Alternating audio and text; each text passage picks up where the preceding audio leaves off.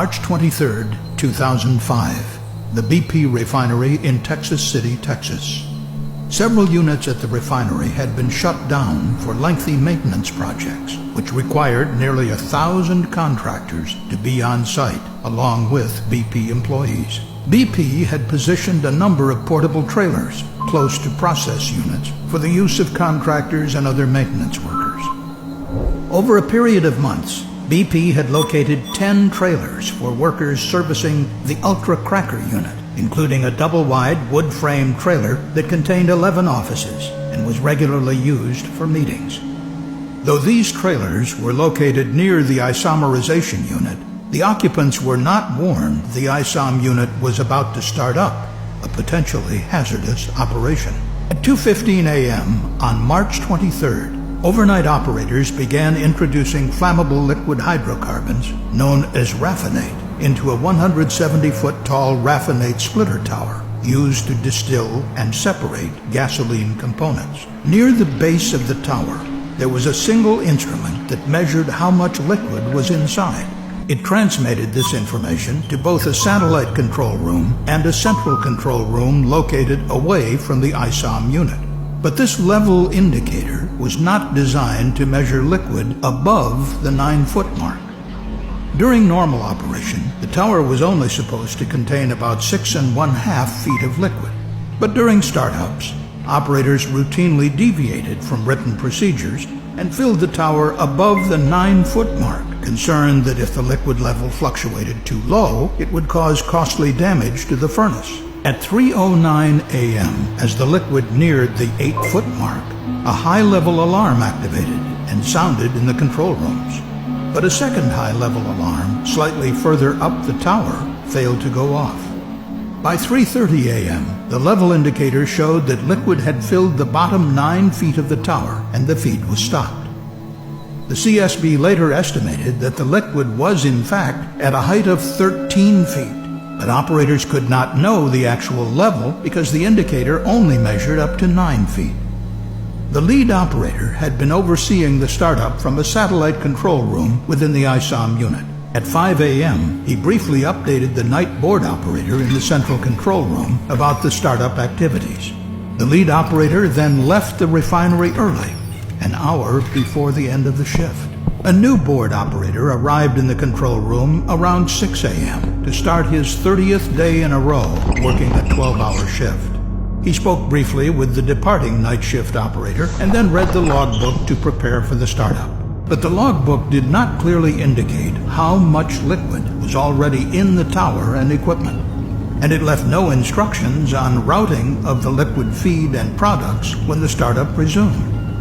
Instead, the control board operator only found a one-line logbook entry that said ISOM brought in some RAF to unit to pack RAF with.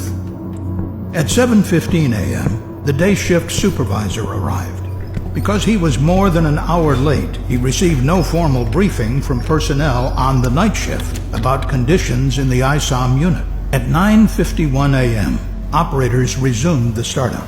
They began recirculating the liquid feed and adding more liquid to the already overfilled tower. As new feed was added, startup procedures called for regulating the liquid level in the tower using the automatic level control valve. But the board operator and others had received conflicting instructions on routing the product. As a result, this critical valve was left closed for several hours, blocking the flow of liquid from the tower. A few minutes later, operators lit burners on the furnace to begin heating up the feed, part of the normal startup process. While the startup was underway, the day supervisor left the refinery on short notice, just before 11 a.m., to attend to a family medical emergency. Contrary to BP's own procedures, no experienced supervisor was assigned to replace him. This left a single control board operator, now without a qualified supervisor, to run 3 refinery units, including the ISOM unit, which needed close attention. The refinery had eliminated a second board operator position following corporate budget cuts in 1999 after BP acquired Amoco. As the startup continued, the tower steadily filled with liquid, reaching a height of 98 feet shortly before noon. more than 15 times the normal level. But the improperly calibrated level indicator told operators in the control room that the liquid was at 8.4 feet and gradually falling. Furthermore, the control panel was not configured to clearly warn operators of the growing danger. It did not display flows into and out of the tower on the same screen, nor did it calculate the total liquid in the tower.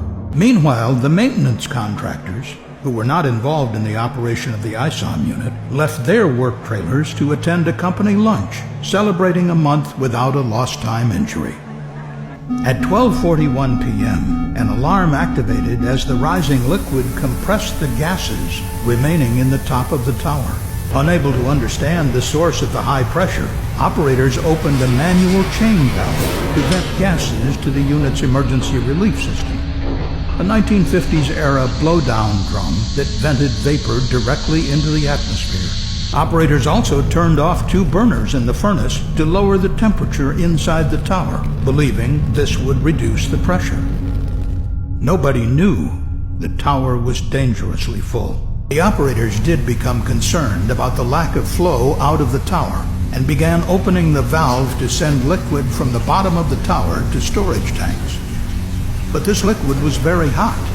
As it flowed through the heat exchanger, it suddenly raised the temperature of the liquid entering high up the tower by 141 degrees Fahrenheit. It was now about 1 p.m. Contract workers, unaware of the startup and the looming danger, returned from lunch and began a meeting in the double-wide trailer, in the corner room closest to the blowdown drum.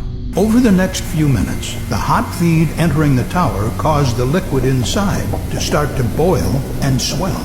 Liquid filled the tower completely and began spilling into the overhead vapor line, exerting great pressure on the emergency relief valves 150 feet below. At 1:14 p.m., the 3 emergency valves opened, sending nearly 52,000 gallons of flammable liquid to the blowdown drum at the other end of the ISOM unit. Liquid rose inside the blowdown drum and overflowed into a process sewer, setting off alarms in the control room. But the high-level alarm on the blowdown drum failed to go off. None of the operators knew of the catastrophe unfolding in the ISOM unit. As flammable hydrocarbons overfilled the blowdown drum, operators nearby saw a geyser of liquid and vapor erupt from the top of the stack. The equivalent of nearly a tanker truck full of hot gasoline fell to the ground and began forming a huge flammable vapor cloud. The vapor cloud expanded in just 90 seconds, engulfing the unit and the nearby trailers full of workers. About 25 feet from the base of the blowdown drum, 2 workers were parked in a pickup truck with the engine idling. As flammable vapor entered the air intake, the diesel engine began to race. The 2 workers fled, unable to shut off the engine. Moments later, witnesses saw the truck backfire and ignite the vapor cloud. Powerful explosions swept through the area. The blast pressure wave accelerated through the ISOM unit, causing heavy destruction and igniting fires. The workers inside the trailers were right in the path of the explosions. The fires continued to burn for hours.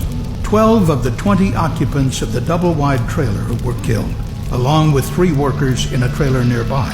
180 workers were injured, many with serious burns, fractures, or other traumatic injuries. The wood and metal frame trailers were blown apart by the blasts. Firefighters struggled to rescue the injured and recover the victims. 50 large chemical storage tanks were damaged, and the ISOM unit remained shut down for more than 2 years. The disaster at BP Texas City was the most serious refinery accident ever investigated by the CSB.